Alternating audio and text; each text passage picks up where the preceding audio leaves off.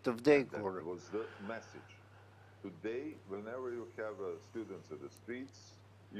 Po, kjo është ngjarje shkak të lëvizjes studentore, por sot nuk kemi më student në rrugë, kemi vetëm slogane që thonë nuk heqim dorë nga Kosova e të tjera. Ndaj, ky është shembulli më i mirë se si kjo rrjedhë që ishte shumë e fortë 2 vjet më parë, po shkon në opinionin tim në drejtim komplet të gabuar. Dhe gjitha kjo bëhet me Regjina Vučić. Të mbash zgjedhje në një vend ku nuk ka një media të lirë,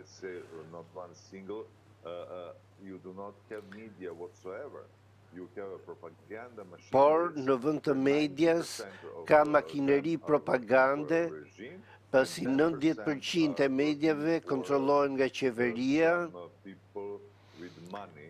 dhe pjesa tjetër nga njerëz të pasur në Beograd. Ndaj nuk ka shans që të dëgjohet ndonjë gjë që nuk i shkon për shtat regjimit. Për shembull, her pas here, njerëzit dëgjojnë mesazhet nga Kosova se një numër shtëpish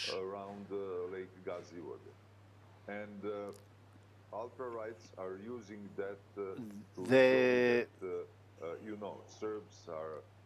se lajme që thonë se serbët e Kosovës kërcënohen e të tjera. Por në mediat e regjimit nuk thuhet një fjalë për to, pa haruar se është diçka normale të bësh ndryshime editoriale pa lejen e qeverisë. Kështu është në Serbi, nuk kemi atë që duhet përpara zgjedhjeve dhe nuk po flasim thjesht për futjen e fletës së votës në kuti, po flasim për përgjegjësi, për drejtësi, për gjyqtar, prokuror, të gjithë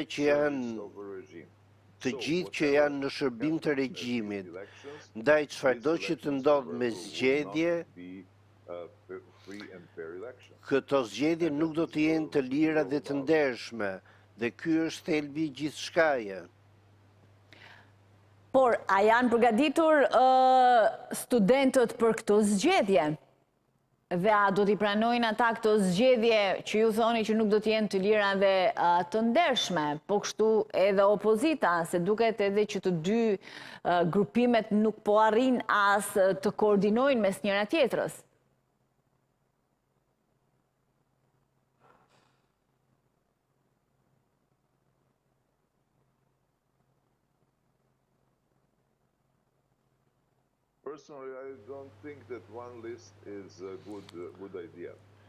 Personalisht nuk mendoj se përgatitja e një liste kandidatësh me studentëve dhe partive të opozitës nuk është një ide e mirë.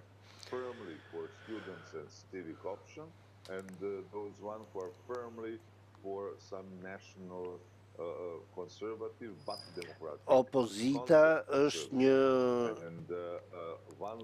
grup partish që janë konservatore dhe listat e tyre nuk përputhen. Dhe kjo është diçka që njerëzit nuk do ta pëlqejnë. Dhe kjo sepse në opozit ka disa njerëz që janë shumë të ekspozuar ndaj studentëve, të cilët kanë thënë për ta të njëjtat fjalë që ka thënë dhe regjimi. Radovan Karadžić, a notorious war criminal from Bosnia, promoting his books and so on and so forth. Njerëz që promovon librat e kriminalëve të luftës, si atë të Radovan Karadžić. That will of course Dhe nëse do të ketë diçka, një program demokratik apo një listë demokratike, le të themi, atëherë ajo gjasat janë që të refuzohet nga klasa politike. Do t'ishte më e dobishme të kishim të paktën 3 lista ku njerëzit të mund të votojnë jo vetëm kundër Vučić, por të thonë edhe se çfarë lloj Serbie duan, çfarë Serbie synojnë, dhe kjo është diçka shumë e rëndësishme. A pritet që këto zgjedhje të jenë gjatë këtij viti njëherë, apo mendoni se zoti Vučić do të shtyjë sërish, pasi duket se i gjithë fokusi i tij është Expo 2027?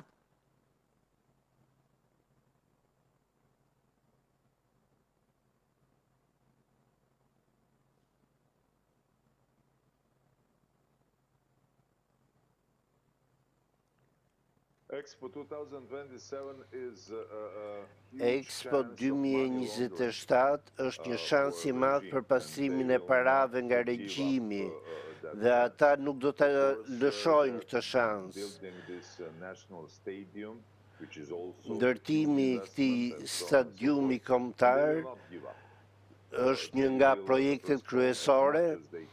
Ata nuk do të heqin dorë nga ky projekt, do të bëjnë sa të munden dhe përpara këtij eventi Vučić do të bëjë lojra për të që të rizgjidhet në postin e kryeministrit të Serbisë. Ai do të marrë më shumë hua nga jashtë për të cilat do t'i përdor për pensionistët dhe shtresat me të ardhurat të ulta, do të përmirësoj pozicionin e tij dhe pastaj zgjedhjet nuk do të kenë më asnjë rëndësi se kush do të jetë presidenti i Serbisë.